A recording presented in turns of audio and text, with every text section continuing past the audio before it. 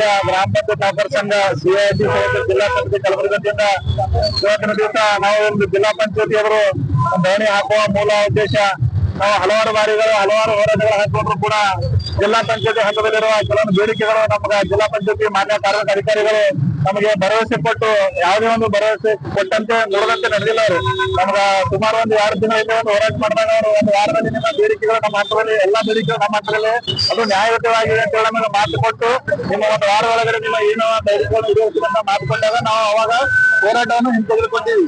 ಅವಾಗ ಅವ್ರ ಮಾತಿಗೆ ಬೆಲೆ ಕೊಟ್ಟು ಹಿಂತಕೊಂಡಾಗ ಮತ್ತೆ 1 ತಿಂಗಳಾದ ಮೇಲೆ ಕೂಡ ನಾವು ಅವರಿಗೆ ಮೀಟ್ ಆಗಿ ಮಾತುಕತೆ ಮಾಡಿದ್ಮೇಲೆ ಅವಾಗೂ ಒಂದು ಮಾಡ್ತೀವಿ ಅಂತ ಹೇಳಿದ್ರು ಅವರು. ಅದೇ ರೀತಿ ಕ್ರೀಡಾಕೂಟ ಒಂದು ಹಮ್ಮಿಕೊಂಡಾಗ ಕ್ರೀಡಾಕೂಟದಲ್ಲಿ ನಾವು ಭಾಗಿಯಾಗಲು ಅವಾಗ ಸರ್ ಮನವಿ ಮಾಡ್ಕೊಂಡಿವಿ. ಸರ್ ನಮಗ ನಮ್ಮ ಹಲವಾರು ಬೇಡಿಕೆಗಳಿವೆ, ನಮ್ಮ ಸಿಬ್ಬಂದಿಗಳು ಯಾರು ಕ್ರೀಡಾಕೂಟದಲ್ಲಿ ಭಾಗಿಯಾಗಲು ಆಸಕ್ತಿ ಇಲ್ಲ, ಅದಕ್ಕೆ ತಾವು ನಮ್ಮ ಬೇಡಿಕೆ ಸ್ಪಂದನೆ ಮಾಡ್ತಿಲ್ಲ ಅಂತ ಹೊರಗುಳಿದಾಗ ಅವಾಗೂ ಕೂಡ ನಾವು ಮಾತುಕತೆ ಕರೆದು ಅವಾಗೂ ಕೂಡ ಒಂದು ವಾರ ನಮ್ಮ ಆಳಂದ ತಾಲೂಕಿನ ಯುವರಾದಂತ ಮಾನಸ ಕಟ್ಟಿಮಿಂಗಿ ಸರ್ ಆಗಿರ್ಬೋದು, ಅವರು ನಮ್ಮ ಶಿವ ಸರ್ ಅವರು ನಮಗೆ ಚೇಂಬರ್ ಕರೆದು ಎಲ್ಲ ನಮ್ಮ ಸಿಬ್ಬಂದಿಗಳು ಹೇಳಿದ್ರು, ಇಲ್ಲ ಒಂದು ವಾರ ಕಾಲಾವಕಾಶ ಕೊಡಿ, ಅವ್ರ ವಾರದಲ್ಲಿ ನಿಮ್ದು ಎಲ್ಲ ಸಮಸ್ಯೆಗಳನ್ನು ಬಗೆಹರಿಸಿದ್ರೆ ನಮಗ ಕೇಳಿದಾಗ ನಾವು ಸರ್ ಒಂದು ವಾರ ಬೇಡ ಸರ್ 15 ದಿವಸ ತಗೊಳ್ಳೋದು, 15 ದಿವಸ ಕಾಲಾವಕಾಶ ನೀಡಿದ್ರು ಕೂಡ ಅದು 2 ತಿಂಗಳಾದ್ರೂ ಕೂಡ ಯಾವುದೇ ಸ್ಪಂದನೆ ಬಂದಿಲ್ಲ. ಹೀಗಾಗಿ ನಾವೇನಪ್ಪಾ ಅಂದ್ರ ಎಲ್ಲಾ ನಮ್ಮ ಸಿಬ್ಬಂದಿಗಳು ಈಗ ಒಂದು ನಿವೃತ್ತಿ ಅಂಚಿನಲ್ಲಿದ್ದಾರೆ ಎಲ್ಲರೂ. ಹಲವಾರು ನಮ್ಮ ರಾಜ್ಯದಲ್ಲಿ ಎಲ್ಲಾ ಜಿಲ್ಲೆಯಲ್ಲಿ ಏಕಕಾಲಕ್ಕೆ ಅನುಮೋದನೆಯನ್ನು ಎಲ್ಲಾ ಜಿಲ್ಲೆಯಲ್ಲಿ ಜಿಲ್ಲಾ ಪಂಚಾಯತಿ ಅನುಮೋದನೆ ಆಗಿ ನಮ್ಮ ಜಿಲ್ಲೆಯಲ್ಲಿ ಕೂಡ 130 ಅನುಮೋದನೆ ಮಾಡಿದ್ದಾರೆ, ಇನ್ನ 200 ಅನುಮೋದನೆ ಬಾಕಿ ಇವೆ. ಅದೇ ರೀತಿಯಾಗಿ ಬಡ್ತಿ ವಿಷಯದಲ್ಲಿ ನಮಗೆ ಬಹಳ ಅನ್ಯಾಯ ಆಗ್ತಾ ಇದೆ. ಬೇರೆ ಜಿಲ್ಲೆಯಲ್ಲೆಲ್ಲ ಈಗ 2 ವರ್ಷ ಹೋಗಿದ್ದಾರೆ, ಯಾರು 12 ತಿಂಗಳಾಯ್ತು ತಾತ್ಕಾಲಿಕ ಪಟ್ಟಿ ಹಚ್ಚಿ ಯಾವುದೇ ರೀತಿಯ ಆದೇಶ ಕೊಡ್ತಾ ಇಲ್ಲ. ಈಗ ಅದು 37 ಹುದ್ದೆಗಳು ಬಿಟ್ಟು ನಾವು ಮೊನ್ನೆ ಮಾಹಿತಿ ಪಡೆದಾಗ ಇನ್ನೂ 42 ಹುದ್ದೆಗಳು ಬಾಕಿ ಇವೆ. ಒಟ್ಟು 79 ಹುದ್ದೆಗಳನ್ನು ಜಿಲ್ಲಾ ಪಂಚಾಯತ್ ಬಾಕಿ ಇವೆ. ಈಗ ಅವು ಹುದ್ದೆಗಳು ತುಂಬಿಕೊಂಡ್ರೆ ನಮ್ಗೆ ಇದ್ದಂತ ಸಿಬ್ಬಂದಿಗಳು ಪ್ರಮೋಷನ್ ಮುಂದೋದ್ರೆ ಹಿಂದಿದ್ದಂತ ಪಂಪ್ ಆಪರೇಟರ್ ಒಪ್ಪಿನಾಗಿರ್ಬೋದು ಯಾರು ಆರದಿರ ಅವ್ರಿಗೆ ಒಂದು ಬಡ್ತಿ ಹೊಂದಲಿಕ್ಕೆ ಅವಕಾಶ ಇರ್ತದ. ಎಲ್ಲರೊಂದು ಅವಕಾಶವನ್ನು ವಂಚಿತ ಆಗ್ತಾ ಇದೀವಿ ನಾವು ಇಲ್ಲಿ ಸಿಬ್ಬಂದಿಗಳು. ಇದು ಏನಂದ್ರೆ ನಮ್ಮ ಕಾರ್ಮಿಕ ಅಧಿಕಾರಿಗಳು ಶೀಘ್ರ ಇದೊಂದು ಬಡ್ತಿ ವಿಷಯದಲ್ಲಿ ಅವರು ಮಾಡಬೇಕಂತ ನಮಗೆ ಮೇನ್ ಬೇಡಿಕೆ ಇದೆ. ಅದೇ ರೀತಿಯಾಗಿ ನಿವೃತ್ತಿ ಆದ ನಂತರ ನಿವೃತ್ತಿ ಉಪದಾನ 20 ತಿಂಗಳ ಉಪದಾನ ಇರಬೇಕೆಂದು ಸರ್ಕಾರ ಆದೇಶಿದ್ರು ಕೂಡ ಯಾವುದೇ ರೀತಿಯಾಗಿ ಜಿಲ್ಲಾ ಪಂಚಾಯತಿಯಿಂದ ನಮಗ ನಿರ್ದೇಶನಗಳಿಲ್ಲ.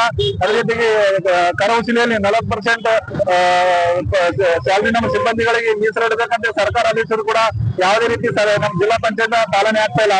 ಹೀಗೆ ಹಲವಾರು ಬೇಡಿಕೆಗಳು ತಗೊಂಡು ಈ ಒಂದು ಜಿಲ್ಲಾ ಪಂಚಾಯತ್ ನಾವು ಅನುಸರಣೆ ಅನ್ಕೊಂಡಿದ್ದೀವಿ. ನಮ್ಮ ಬೇಡಿಕೆಗಳು ಈಡೇರೋದು ನಾವು ಈ ಒಂದು ಹೋರಾಟವನ್ನು ಕೈಬಿಡೋದಿಲ್ಲ ಅಂತ ಹೇಳಿ ಈ ಒಂದು ಮಾಧ್ಯಮ ಮುಖಾಂತರ ನಾವು ನಮ್ಮ ಜಿಲ್ಲಾ ಪಂಚಾಯತ್ ಅಧಿಕಾರಿಗಳಿಗೆ ನಿಮ್ಮ ಮುಖಾಂತರ ಒಂದು ಸಂದೇಶ ತಿಳಿಸ್ತೇವೆ. ನಮ್ಮ ಹೆಸರು ನಾಗರಾಜ್ ಅವರಂತ ಗ್ರಾಮ ಪಂಚಾಯತ್ ನೌಕರ ಸಂಘ ಜಿಲ್ಲಾಧ್ಯಕ್ಷ. ಮುಂದ ಧರಣಿಯನ್ನು ಕುಳಿತುಕೊಂಡಿದ್ರಿ. ಈ ಧರಣಿಯನ್ನು ಕೇವಲ ನಾಮನಿರ್ದೇಶನ ಮಾತ್ರ ಆಗಿರಬಾರ್ದು. ಯಾಕಂತಂದ್ರೆ ಹಲವು ಬಾರಿ ಮನವಿ ಪತ್ರಗಳನ್ನು ಕೊಟ್ಟು ವಾಪಸ್ ತಗೊಂಡು ಬೇಕು ಬೇಡ ಧರಣಿ ಸತ್ಯಾಗ್ರಹ ಈ ಧರಣಿ ಸತ್ಯಾಗ್ರಹ ಯಶಸ್ವಿ ಆಗಲ್ಲ.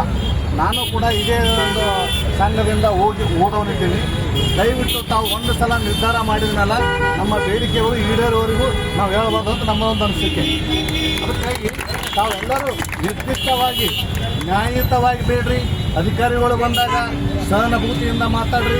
ನಿಮ್ಮ ಬೇಡಿಕೆಗಳನ್ನು ಸರ್ಕಾರದಿಂದ ಬರ್ತಕ್ಕಂಥ ನಿಮ್ಮ ಬೇಡಿಕೆಗಳೇನವಲ್ಲ ನ್ಯಾಯಯುತವಾಗವ, ಯಾವುದನ್ನು ಬೇಕು ಬೇಡ ಇದ್ದು ಅಂತವಲ್ಲ. ಅದಕ್ಕೆ ದಯವಿಟ್ಟು ತಾವೆಲ್ಲ ಯಾರೇ ಅಧಿಕಾರಿ ಬರಲಿ ಸ್ಪಂದಿಸ್ರಿ, ಅವ್ರ ಕಡೆ ಬೂಟ್ ಕೊಡ್ರಿ, ಮಾತಾಡ್ರಿ, ನಿಮ್ಮ ಬೇಡಿಕೆಗಳು ಈಡೇರಿಸುವರಿ. ಆದ್ರೆ ಈ ಸಲ ಆಗ್ತಕ್ಕಂಥದ್ದು ನಮ್ಮ ಗ್ರಾಮ ಪಂಚಾಯತಿ ನೌಕರರಿಗೆ ನಮ್ಮ ಜಿಲ್ಲೆಯಿಂದ ಪಂಚಾಯತಿ ಗ್ರಾಮೀಣಾಭಿವೃದ್ಧಿ ಪಂಚಾಯತ್ ನೌಕರರ ಒಂದು ಸಂಘದಿಂದ ನಾವು ಇವತ್ತೇನು ಹೇಳ್ಬೇಕಂತ ಬಯಸ್ತಂದ್ರೆ ನಮ್ಮ ಜಿಲ್ಲೆಗೆ ಸಾಕಷ್ಟು ಅನ್ಯಾಯ ಆಗ್ತಾ ಇದೆ. ಯಾವುದೇ ಬಡ್ತಿಯಲ್ಲಿ ಅನ್ಯಾಯ ಆಗ್ತಾ ಇದೆ, ನಮ್ಮ ನ್ಯಾಯ ಸಿಗ್ತಾ ಇಲ್ಲ. ಅದಕ್ಕಾಗಿ ಮಾನ್ಯರು ತಾವೇನು ಕೂತ್ಕೊಂಡಿರಲ್ಲ, ದಯವಿಟ್ಟು ಇದನ್ನು ಇಂಪಾರ್ಟೆಂಟ್ ಅಂದ್ರೆ 2 ವಿಷಯಗಳು.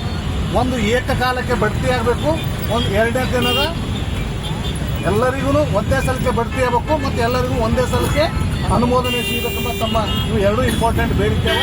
ಮಾನ್ಯ ಕಾರ್ಮಿಕ ಅಧಿಕಾರಿಗಳು ಈಗಾಗಲೇ ತಮ್ಮ ಹತ್ರ ಮಾತಾಡಿರಬೇಕು.